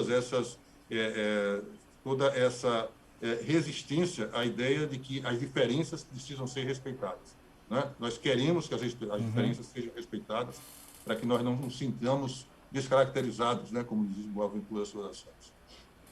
Perfeito. Antes de a gente terminar, eu quero pedir desculpa a todos pelo atraso, né, principalmente ao senhor. A falha técnica, isso acaba acontecendo de alguma forma. Sei que cada um está tendo seu tempo, está segurando o máximo que pode para poder estar aqui. Eu agradeço muito a participação do senhor. Espero a gente ter uma próxima oportunidade de continuar dialogando sobre essa temática ou outras temáticas que o senhor tenha e venha trazer também para o espaço do Diálogos AORE ou os outros projetos que venham a ser realizados por esse espaço. A gente agradece muito a participação do senhor. Obrigado também. AORE, né? AORE para Anapuá, para Delamar e para todos que estão aqui hoje nesse painel tão rico de conteúdo, tão bacana, né? Estar participando dele. Muito obrigado. Eu gostaria agora de contar um pouco da história do meu povo. O meu povo é um povo macro, né? Quando eu falo povo macro, eu sou tupinambá, mas eu venho de um povo, a unificação de 5 povos, de Pataxó-Anhã, no sul da Bahia. A história de um povo que teve que se unir vários outros povos para garantir o direito, não da retomada, mas da nulidade de título de uma terra já demarcada e garantia de direitos. A história de 5 povos que tiveram que colocar de lado a sua etnicidade e se unificar e se tornar um povo só, conhecido também como Pataxó-Anhã, no sul da Bahia. Nos anos 80, no início dos anos 80, houve as retomadas de terra e o encontro dessa população faz a gente também entender a nossa luta diária, a nossa luta por existência, o respeito de cada um e construir, ressignificar também os trabalhos, as experiências de indígenas que vinham de outras regiões, porque durante um século e pouco teve as suas terras tomadas pelo governo do estado da Bahia, e depois essas populações tiveram que se unificar suas lutas para poder garantir direitos. E esses direitos foi muito importante, lutar e entender, principalmente construir trabalhos diversos, onde indígenas que tinham suas experiências étnicas se tornaram durante um período campesinos, que botaram as suas práticas do campo, as suas experiências ancestrais, as suas experiências étnicas para poder garantir o mínimo para poder sobreviver. Plantar em períodos, colher, vender na cidade, fazer o fluxo do capital existir, trocar dentro da aldeia, fazer troca de serviço de trabalho para conseguir roça comunitária, produzir com outros, fazer ritual de construir casas, fazer troca de dias de serviço. É a história de um povo que luta e lutou para garantir os seus direitos constitucionais, os seus direitos étnicos, e isso foi muito importante. Isso aconteceu no sul da Bahia, a nulidade dos títulos em 2012 nos garantiu estar com as nossas terras retomadas todas de volta, e hoje nós construímos mais um território e apoiamos outras lutas indígenas em todo o Brasil. Dentro desse mesmo território se constrói experiências de trabalho, se constrói experiências de trabalhos socioambientais. Eu posso botar como exemplo a primeira APA de preservação, a área de preservação ambiental indígena, a APA Caapora, que tem um trabalho focado na frutificar o solo com plantas sagradas, com árvores sagradas. É muito mais do que simplesmente só plantar, mas também construir dentro desse espaço trabalho, servidão em prol aos ancestrais. Então, assim, é muito importante falar sobre a origem do lugar que nós viemos. Existe uma frase pessoal que eu digo: seja um bom ancestral hoje, faça o agora, construa a sua ancestralidade agora, seja um bom ancestral nesse presente, é o ancestral presente. Então, assim, nesse bate-papo, contar um pouquinho da minha história, eu quero continuar falando um pouco mais, mas só que chegamos ao nosso último bloco do Diálogo Aurê. Eu gostaria de chamar a oficial técnica em princípios de direitos fundamental do trabalho trabalho para a América Latina, tudo bonito, devagar, Caribe, da Organização Internacional do Trabalho, Thaís Faria. Tô faltando, acho que seguir ela de volta, eu não sei se eu já segui lá no Instagram, mas eu já percebi que ela tá me seguindo e eu vou seguir ela e sei que faz um trabalho de potência. Tá bom, Thaís? Boa tarde, seja bem-vinda. Boa tarde, meu querido. Eu te sigo sim e amo saber das coisas que você coloca, te admiro muito, então para mim é um grande prazer dividir esse espaço, ainda que seja um espaço virtual, com você e com todas as pessoas aqui presentes, pessoas tão queridas. É um espaço virtual, mas é um espaço muito afetivo, né? Muito afetuoso. Então, me permita saudar todas as pessoas que estão aqui com a gente nesse ambiente, que estão assistindo e que vão assistir depois, porque essa live ela fica gravada. Saudar a doutora Delamare, uma pessoa que eu tenho uma grande admiração, que é a nossa propulsora de tudo isso, que faz tudo isso com muito amor, muita doçura, muita força e muito sentimento de união, e que tem conseguido juntar tantas pessoas, essa diversidade tão grande, fazer esse movimento que só cresce e que às vezes a gente se assusta do tamanho que ele está tomando, mas que nos deixa muito felizes e com muita esperança. Perfeito.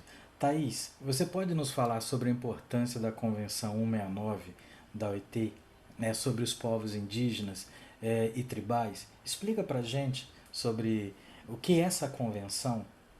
Claro, com muito prazer. Muito brevemente, porque agora só para dar um panorama geral, mas com grande prazer eu participo de outros espaços onde a gente pode aprofundar. Primeiro dizer que toda convenção ela é um tratado internacional, é uma legislação internacional. E quando essa convenção ela é ratificada por um país, ela passa a ser um documento, um tratado internacional vinculante. A Convenção 69 ela é de 1989 e ela foi ratificada pelo Brasil em 2002. Significa que hoje ela é uma legislação vinculante para o Brasil, para o governo brasileiro, e ela passa também pelos mecanismos de controle da OIT. Então, o país, periodicamente, tem que fazer seus relatórios com relação ao cumprimento dessa convenção. Por que ela é tão importante? Eu destacaria alguns temas mais gerais, né? Algumas pessoas falam por que essa população indígenas e tribais, porque ela é para o mundo inteiro, então, né, as populações, os grupos, os povos tradicionais são muito distintos de país para país, de cultura para cultura, mas se a gente for colocar, tem um dado que 86% das pessoas indígenas no mundo trabalham na economia informal. Então, é um dos dados que mostra como é importante relacionar o tema com o tema do mundo do trabalho e com garantia de trabalho decente. Outro dado relevante é que 47% de todas as pessoas indígenas que trabalham não têm educação básica. Outros dados que a gente poderia destacar também é de que, se a gente fizer um recorte, as populações indígenas no mundo são as que mais estão em situação de pobreza. E parte dessa situação de pobreza, ou grande parte dessa situação de pobreza, se dá pela situação de trabalho precário. E quando a gente coloca trabalho precário, a gente coloca trabalho em todas as condições. São os trabalhos, como a gente fala, os trabalhos na zona rural ou na zona urbana, porque as pessoas têm o direito a decidir onde elas vão trabalhar, onde querem trabalhar, com relação à sua escolaridade, e isso não tira a sua identidade. Então, isso é importante colocar. Então, a convenção também ela existe para preservar a identidade e para reconhecer claramente que existem especificidades e que deve ser protegido o direito, aí a gente falando do Brasil, nesse caso, para esse recorte dessa live, das populações indígenas. Então, tem algumas coisas que ela prevê que são fundamentais, eu vou só destacar, que é uma ação coordenada e sistemática, ou seja, as decisões com relação às políticas, elas não podem ser tomadas de forma individual e não coordenada. O outro tema que talvez seja um dos mais relevantes é que ele prevê o mecanismo de consulta e participação. Ou seja, todas as decisões relacionadas a direitos das populações indígenas e tradicionais, aqui no Brasil, por exemplo, a gente incluiria os quilombolas, incluiria os povos ciganos, tem que ser feito passando por um processo de escuta, de participação ativa, exatamente reconhecendo a autonomia do grupo, a autonomia com relação aos seus costumes, direitos, à terra e à sua história, fundamentalmente. O outro tema é também a preservação dos recursos naturais. Nós sabemos o quanto é importante a preservação da terra, da origem das pessoas que estão ali, né, dos povos originários, para a preservação também do meio ambiente. E essa convenção reconhece. Além disso, reconhece a importância do emprego e de condições de trabalho, incluindo a não discriminação e o direito à associação, à sindicalização, ou seja, o direito à voz, à organização e à participação ativa, e a proteção social e a saúde. Então, eu também gostaria de destacar, agora eu só tenho um tempo muito curto, mas a OIT tem feito uma série de atividades a nível global, com base nessa convenção, uma série de reuniões para tratar sobre a situação dos países e o que pode ser feito, inclusive agora, fundamentalmente, no tema da pandemia da Covid-19, que tem afetado de maneira muito particular os povos indígenas e outros povos originários e tradicionais. Muito obrigada pela oportunidade, Aurélio. Muito obrigado, Thaís. Quem a gente traz agora para a nossa conversa é também ministra do Tribunal Superior do Trabalho. Nossa, assim, a história dela é tão fantástica, assim, eu já busquei a origem disso tudo, né? Delaide Miranda Arantes, bem-vinda e boa tarde. Já chegou ela? Já está entre nós aqui já? Vamos lá, equipe. Já sim, só um instantinho, a gente espera, não tem problema. Enquanto isso, é lembrar que para você acompanhar todos os projetos, a gente pode acompanhar os projetos do Auerê lá em www.auerê.com.br, nas redes sociais, no Instagram. Vamos botar aqui, peguei todo mundo de surpresa aí. No Instagram, @canal_Auerê. No Facebook, ver se o pessoal tá ativo, bonitinho, Facebook. Lá, canal Auerê, tudo bonitinho. E no Twitter, lá no passarinho azul, canal Auerê. Você vai saber muito mais sobre os projetos, como nasceu, a origem, as agendas, o que está acontecendo, o como está se expandindo esse projeto e quanto está gerando muitos resultados positivos na área dos povos indígenas, quilombolas, ribeirinhos, a galera todinha das matrizes africanas. Isso é muito importante. Ministra, boa tarde, seja bem-vinda. Que bom que a senhora está aqui. A história da senhora é fantástica, de vida, assim, é de arrepiar. Eu já falei com várias amigas minhas que têm uma história quase que parecida no aspecto de ter sido empregada doméstica. No caso delas, a maior parte delas foram mulheres indígenas que de alguma forma foram parar em casa de famílias com propostas de vou estimular você a estudar, fazer e viver uma vida inteira numa outra forma, na escravidão, no caso dela, alguns casos só de teto e comida. A senhora tem essa história linda no aspecto de como veio e até onde a senhora chegou e aonde vai chegar e faz outros chegarem. E eu quero agradecer muito pela sua participação. Boa tarde. Boa tarde, Ana Paulaca. É um prazer muito grande participar deste evento. Quando a doutora Delamare me convidou, eu estava realmente sem a menor condição, porque eu, além do trabalho no Tribunal Superior do Trabalho, que é muito, muito o que fazer, né?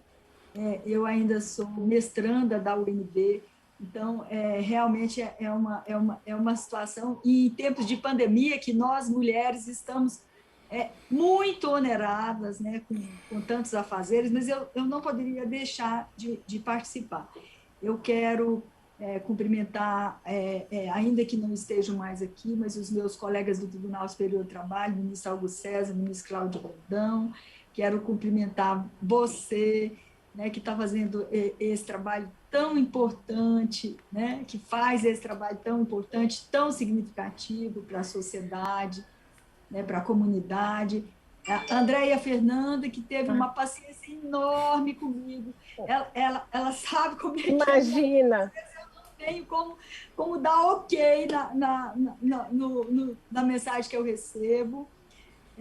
Quero cumprimentar aqui o nosso tradutor, a Bianca, que falou antes de mim, todas as que foram entrevistadas, e agradecer muito o convite que a doutora Delamare e a Andréia fizeram para mim. Perfeito. Eu tenho muito orgulho desse meu passado. Eu não só trabalhei como doméstica, como eu trabalhei numa ocasião que me mudei para a capital para estudar, porque em Pontalina, na minha cidade, não tinham mais estudos. Eu me mudei para Goiânia, para a capital, né, para trabalhar numa casa onde eu ajudava nos serviços da casa para morar na casa e estudar à noite.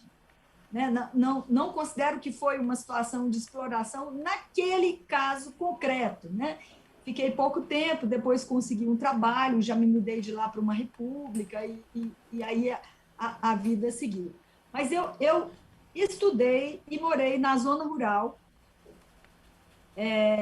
até os 14 anos de idade, um grupo escolar onde todas as séries, né, de alfabetização até o 4º ano primário eram na mesma sala com o mesmo professor. As multisseriadas, né? E estudei sempre na escola pública, apenas a minha graduação em Direito, que foi numa faculdade particular, mas eu paguei com um empréstimo, que daquela época se chamava crédito educativo. E depois me formei em Direito, fui advogada trabalhista por 30 anos, aqui em Goiás. Eu falo aqui em Goiás porque eu estou em trabalho remoto e estou nesse momento em Goiânia, aqui onde mora minha família, minha mãe, meus netos, minhas filhas, a maior parte da minha família eu fico fazendo trabalho remoto daqui e de Brasília também. E esse é uma história de vida que eu tenho, da qual eu tenho muito orgulho e que me traz um subsídio grande para a minha função de julgar, né? E para a minha atuação no Tribunal Superior do Trabalho, porque eu sou uma das 27 ministras do TST, nós somos apenas 5 mulheres, 21 são da magistratura, 3 do Ministério Público do Trabalho e 3 da advocacia trabalhista. Eu sou uma das que representa a sociedade, né? Que é do 5º constitucional da advocacia trabalhista. Perfeito. Então, agora vem a pergunta, que é aquela potência. Eu tenho muito essa dúvida mesmo. Eu já tinha essa dúvida antes de estar na pauta aqui da pergunta. Para a senhora, o que é mais urgente nesse momento para a questão do trabalho decente chegue a todas e a todos? Eu tenho essa preocupação. Qual é, para a senhora, o que é mais urgente? O trabalho decente, a sua materialização, ela se dá também através da agenda do trabalho decente da OIT, né, que o presidente Luiz Inácio Lula da Silva, quando era presidente da República, em seu primeiro mandato, ele firmou com a Organização Internacional do Trabalho o compromisso de implementação da agenda de trabalho decente. E também a ODS 8 da ONU, né, da Organização das Nações Unidas. Do ponto de vista formal, nós temos a Constituição Federal, temos diversas convenções da Organização Internacional do Trabalho, temos a CLT, mas o trabalho decente, não podemos dizer que no Brasil ele foi implementado. Nós temos no Brasil uma situação que dos quase 90 milhões de trabalhadores, 72% ganham até 2 salários mínimos. O Brasil é um dos países mais desiguais do mundo. Então, a desigualdade é um dos fatores impeditivos da implementação do trabalho decente. Eu considero importante, respondendo efetivamente a sua pergunta, a fiscalização, né? E a primeira medida que esse governo tomou foi de extinguir o Ministério do Trabalho e Emprego, com atuação há mais de 88 anos e com excelente e exemplar atuação, né? Afrouxamento das regras de fiscalização e não criando condições para a fiscalização do trabalho. O Ministério, a Secretaria Nacional do Trabalho hoje tem um contingente muito pequeno para a fiscalização. A implementação de políticas públicas, faltam muitas políticas públicas que contribuiriam para o trabalho decente. Segurança no trabalho, os trabalhadores terem segurança, trabalhar em locais com um meio ambiente de trabalho, né, rígido, assegurado, e que fosse com todas as condições de trabalho, condições de higiene. São políticas que assegurariam um trabalho decente. Mas, infelizmente, nós caminhamos nesse momento do Brasil com reforma trabalhista, com precarização do trabalho, com estabelecimento de contratos precários, nós caminhamos para a maior precarização das condições de trabalho, fazendo um caminho inverso de outros países do mundo, e contrários, né, à orientação e às normas nacionais e internacionais da Organização Internacional do Trabalho. Obrigada, senhor. Então, doutora, a Justiça do Trabalho está completando 80 anos esse ano. Qual a importância dela para a sociedade? Quais são as ações que o Tribunal Superior do Trabalho tem feito para que todos tenham um trabalho digno? A Justiça do Trabalho completa, eu sou uma entusiasta da justiça social, né? Getúlio Vargas, há 80 anos atrás, no estádio São Januário, na presença de 100 mil pessoas no Rio de Janeiro, ele declarou criada a Justiça do Trabalho. E aí, Ana Paoca, não é à toa, não é por nada que desde que foi criada a Justiça do Trabalho, a elite econômica do Brasil, né, a elite do Brasil, ela luta contra a Justiça do Trabalho, né? Ou é para acabar com a Justiça do Trabalho, ou é para desmoralizar a Justiça do Trabalho, ou é para enfraquecer a Justiça do Trabalho e o direito do trabalho também, né?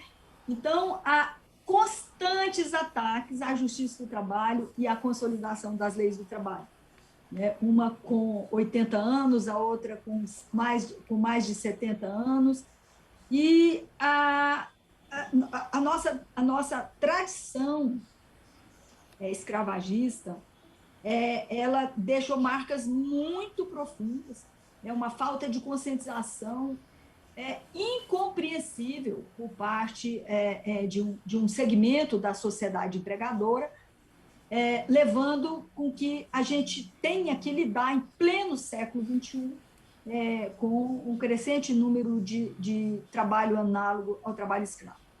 O Tribunal Superior do Trabalho, ele tem 2 programas que eu posso considerar que estão nessa linha. O programa de combate ao trabalho infantil, que é uma outra pauta que o Brasil se comprometeu também com a OIT, né, de erradicar o trabalho infantil. Agora, na pandemia, tem crescido muito o trabalho infantil.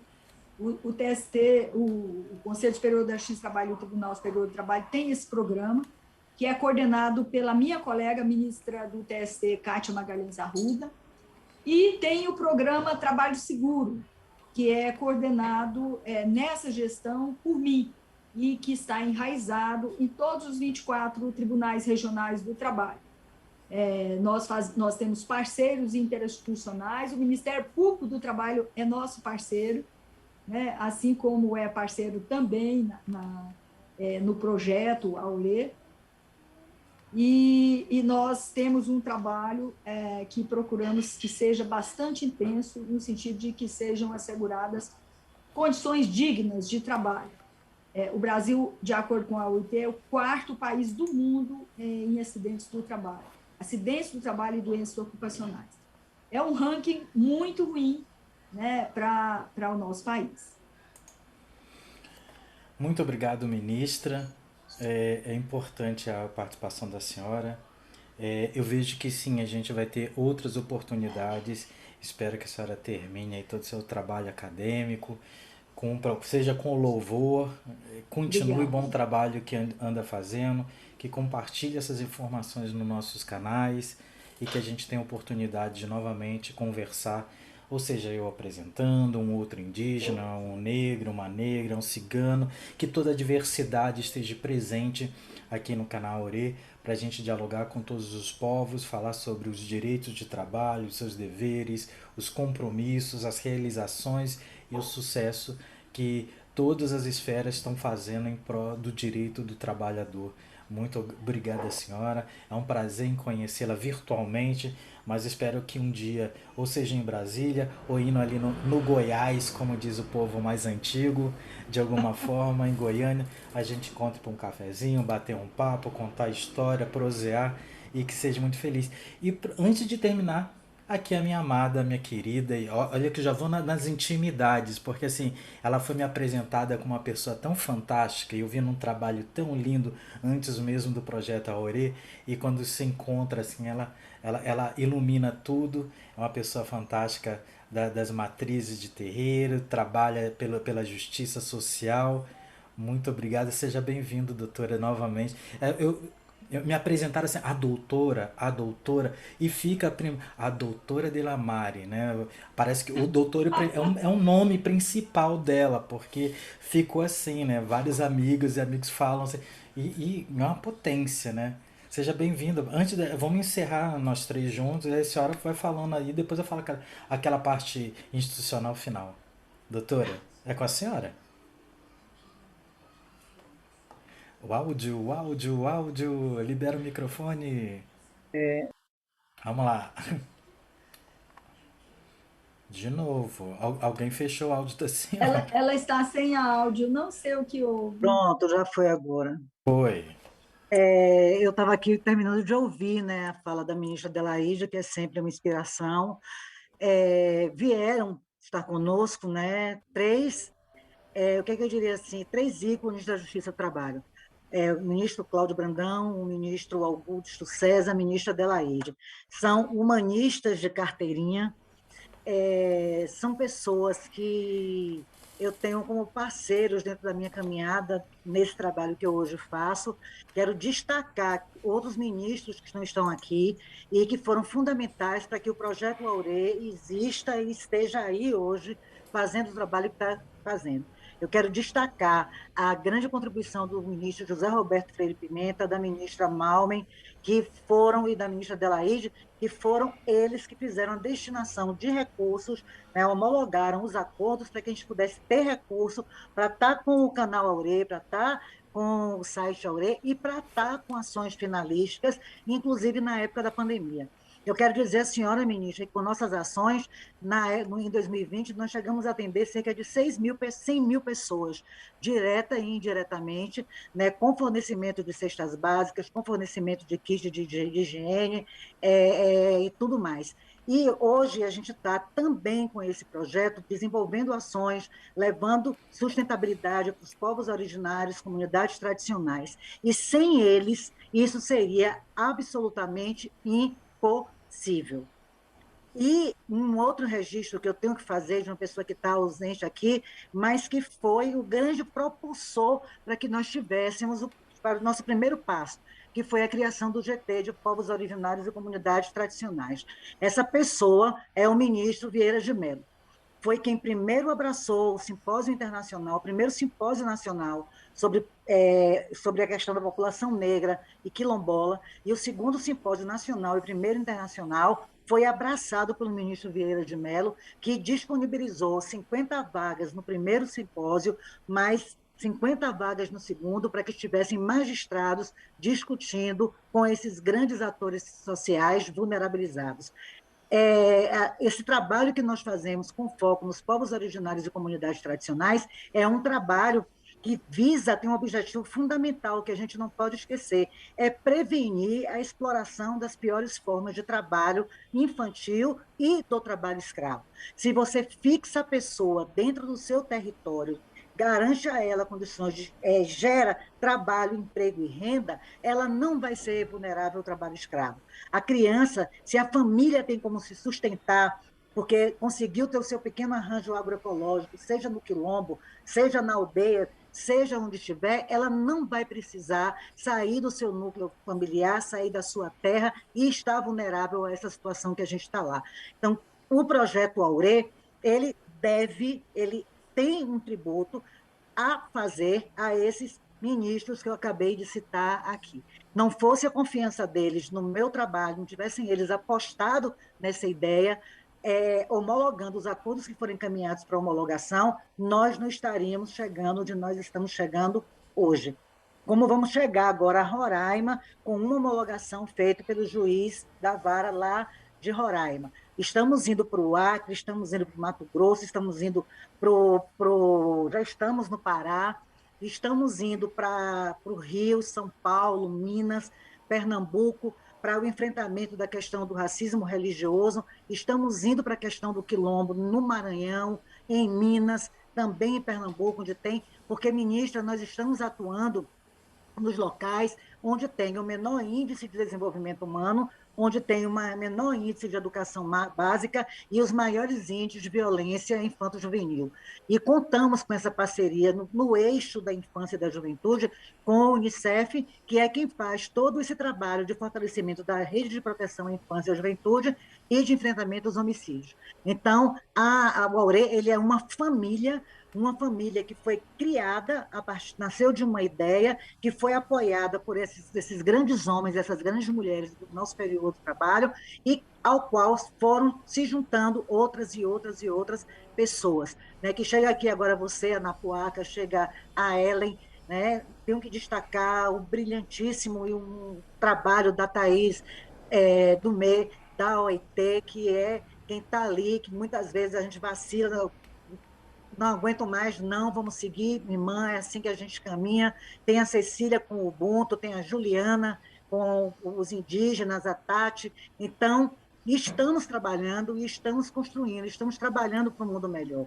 E esses diálogos, Aurê, eles nascem para isso, para trazer essa interlocução, para trazer esse espaço de fala para os povos originários e comunidades tradicionais. Então, eu quero agradecer do fundo do meu coração a todos vocês, a todos os que estiveram aqui, a menina Bianca, né, que eu vi menina, e que hoje está essa mulher guerreira dentro do mundo quilombola, e dizer que a gente tem muito o que caminhar. Então, que vocês apoiem o projeto Aurê. Se você é empresa, adote uma escola quilombola, adote uma escola indígena. Você pode fazer isso, você pode contribuir para que a gente consiga caminhar. Se você é pessoa física, você pode vir para o projeto, você pode ser voluntário, você pode estar contribuindo e pode estar somando. Então, é a família Aurê, é a rede Aurê, e eu quero agradecer do fundo do meu coração e dizer, né, da alegria que poucas pessoas têm a possibilidade de ver um sonho se transformar em realidade.